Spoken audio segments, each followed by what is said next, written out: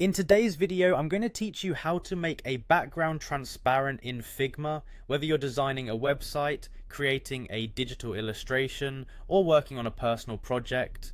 Knowing how to effectively manage layers and transparency can really elevate your design work. So let's dive in and walk step by step through this process in Figma.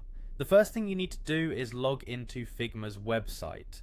Open your web browser and navigate to figma.com/login. If you don't have an account yet, you'll need to sign up for one, but I'm guessing if you're here, you likely already have yours set up. Once you're on the login page, go ahead and log in using your Gmail account or another email and password you typically use for Figma. Once logged in, go ahead and open the specific Figma file you want to work with. This could be a design project you're currently involved in, or maybe it's a new project you're just starting.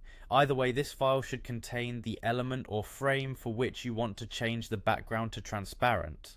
Now let's jump into the layers panel of your Figma interface. Here, you're going to want to find the frame or element whose background you're looking to make transparent. Simply click on that frame in the layers panel so that it's selected. This is the fun part where we get to start customizing the appearance of our design. Direct your attention to the right side of the screen, where you'll see the design tab. Under this section, find the section labeled fill. This is where all the color information is present for the selected frame or element. You're going to be working here to adjust the background transparency.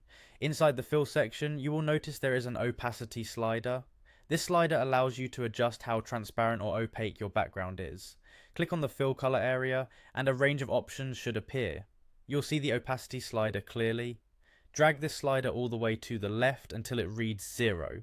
What this does is it removes the color and makes the background of that particular frame completely transparent. And that's it.